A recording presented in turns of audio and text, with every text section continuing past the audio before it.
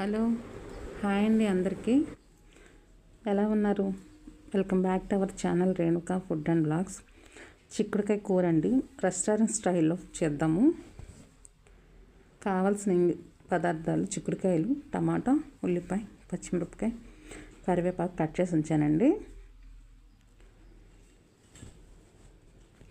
ఇప్పుడు తగినంత ఆయిల్ వేసుకోవాలి. సన్నగా తరిగిన పచ్చిమిర్చి, అలాగే చిన్నగా కట్ చేసిన ఉల్లిపాయ కూడా వేసాను. కరివేపాకు, ఇది కొద్దిగా ఫ్రై అవ్వాలి, బాగా అవ్వాలండి ఫ్రై.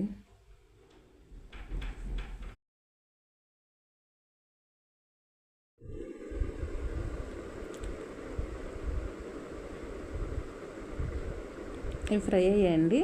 చిక్కుడుకాయలు వేస్తున్నాను.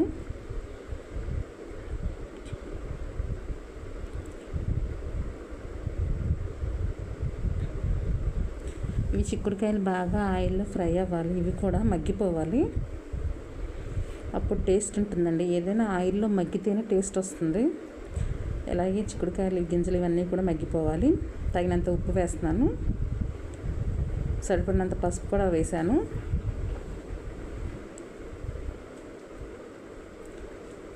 ఇదంతా కలుపుకొని కొంచెంసేపు మూత పెట్టేద్దాం.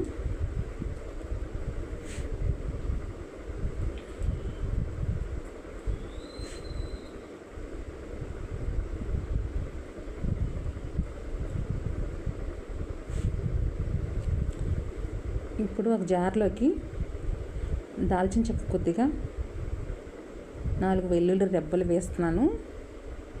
చిన్న అల్లం ముక్క కూడా కట్ చేసి వేసాను. కొద్దిగా జీలకర్ర అండి,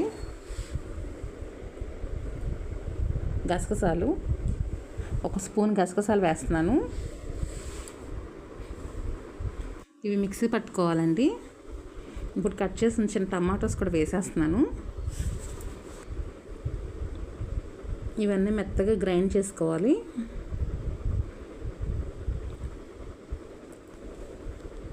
చిక్కుడుకాయలు అవన్నీ మగ్గిపోయాయండి. మొత్తం కలిపేసుకుని ఒకసారి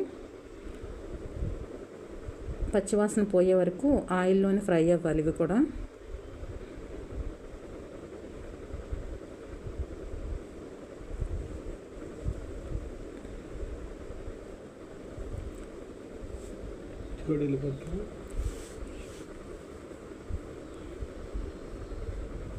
ఫ్రై అయిందండి.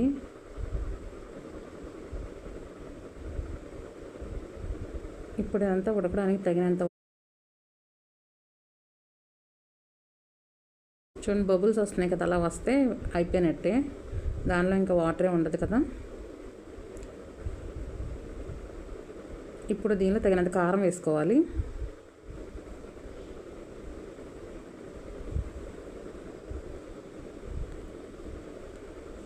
ఒకసారి ఇవంతా శుభ్రంగా కలుపుకొని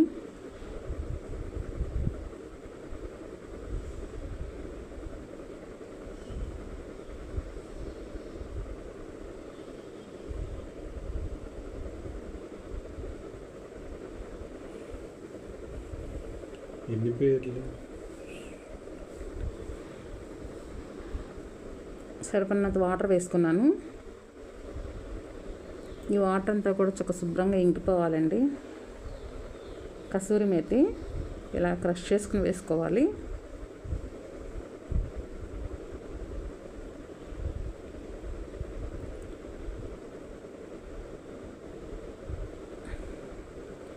రెడీ అయిపోయిందండి. కలర్ఫుల్గా ఉంది కూర, చాలా బాగుంది. రెస్టారెంట్ స్టైల్లోనే టేస్ట్ అట్లానే వచ్చిందండి. చక్కగా ఈ కర్రీ చపాతీల్లోకి, పుల్కాలోకి చాలా బాగుంటుందండి. 3 రకాలుగా ఉపయోగించుకోవచ్చు. రైస్లోకి, చపాతీలోకి, పుల్కాలోకి. మీకు ఈ రెసిపీ నచ్చినట్లయితే లైక్, షేర్, సబ్స్క్రైబ్ చేయండి. థ్యాంక్ యూ అండి.